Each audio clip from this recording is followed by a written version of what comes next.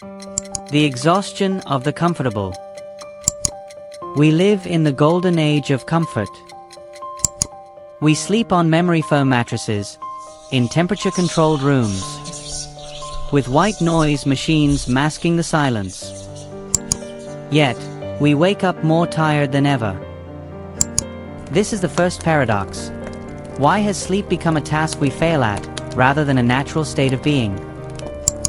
For modern humans, sleep is no longer rest. It is a commodity we try to optimize with apps and supplements.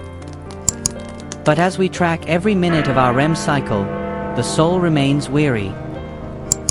The lost rhythm of our ancestors. To understand our fatigue, we must look back. Before the invention of the light bulb, humans didn't sleep in one 8-hour block. History tells a different story, the biphasic sleep.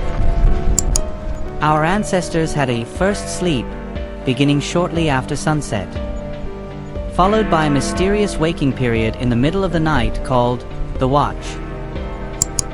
During these hours, they didn't panic about insomnia. They wrote poetry, they talked by the fire, they made love, and they prayed. It was a sacred interval where the boundaries between the conscious and the subconscious blurred. The colonization of the night. What happened to this sacred interval? The Industrial Revolution happened. When the factory whistle began to dictate time, sleep was redefined as a waste of productivity. The invention of artificial light didn't just illuminate our streets, it colonized the night. We were forced into a monophasic sleep cycle to fit the 9-to-5 machine. We traded the natural ebb and flow of our biology for the mechanical efficiency of the clock. Now, when you wake up at 3 a.m., you feel anxiety instead of peace. You think something is wrong with you, but in reality, you are just remembering your true nature. The anthropological mirror, the Hadza. Contrast our struggle with the Hadza tribe of Tanzania. They live without clocks, without electricity, and without sleep hygiene rules. Yet, they don't know what insomnia is. Their sleep is fluid. They sleep when they are tired, regardless of the time. They are part of a collective rest, where someone is always awake to guard the fire. Their nervous systems are synchronized with the earth, not with a deadline. By looking at them, we see the cost of our civilization.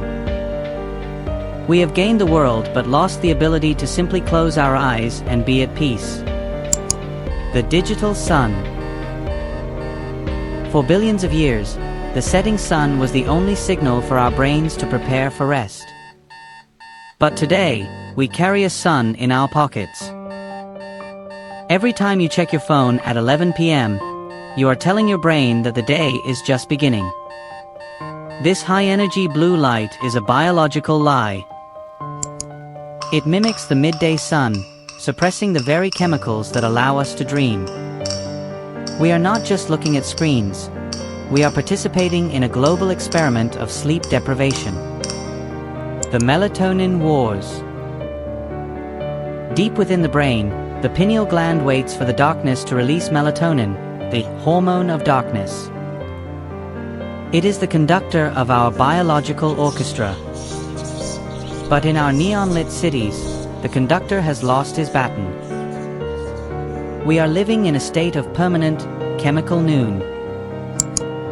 This suppression doesn't just make us tired, it fragments our cellular repair. We have traded our long-term health for the short-term dopamine of a like or a scroll. We are physically present, but biologically, we are drifting. Social jet lag, the invisible friction. Imagine flying from London to New York every single Monday morning. That is what your body feels like when your biological clock clashes with your work schedule. We call this social jet lag. On weekends, we follow our natural rhythm, but on Mondays, the alarm clock acts as a violent intrusion. This constant shifting between who we are and who the economy wants us to be creates a friction that no amount of caffeine can fix. We are a society living in a permanent state of biological displacement. The alibi of productivity. Why do we feel guilty when we sleep? In the modern era, being busy has become a status symbol, and sleep has become the enemy of profit. We celebrate the CEO who wakes up at 4 a.m., but we ignore the cognitive price they pay. We have turned rest into a luxury, something to be earned rather than a human right. But here is the paradox. By stealing hours from the night to give to the day, we end up living a life that is half awake. We are productive, yes, but are we truly alive? The death of the dream. When we suppress sleep, we don't just lose rest, we lose our dreams. REM sleep is the theater of the subconscious, where our minds process trauma, solve problems, and touch the surreal. By cutting our nights short, we are closing the doors to our own imagination. We are becoming a society of literal thinkers, unable to see beyond the gray walls of reality. What happens to a civilization that no longer dreams? It forgets how to envision a different future. Buying back the night. Isn't it ironic? We gave away our natural sleep for free to the altar of productivity, and now we are trying to buy it back.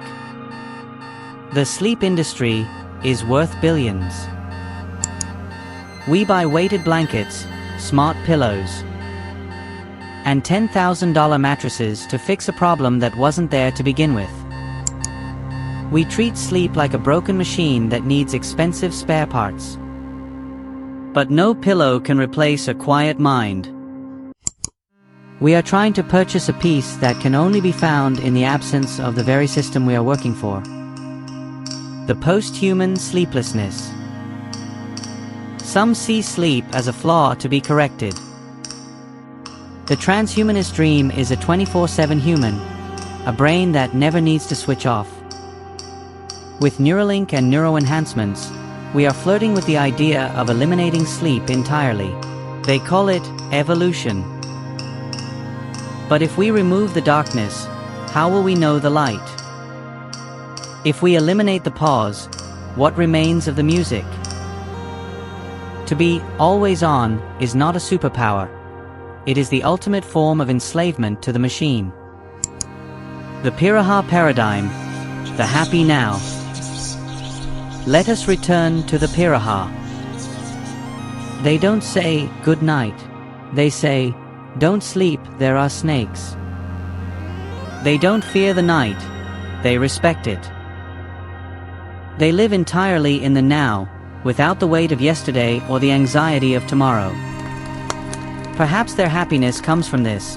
They haven't divided their lives into work and rest. To sleep is to trust. To rest is to rebel. Tonight, try to turn off the digital sun. Let the darkness in. Remember that you are a biological being, not a productivity algorithm. In a world that never stops, rest is a revolution.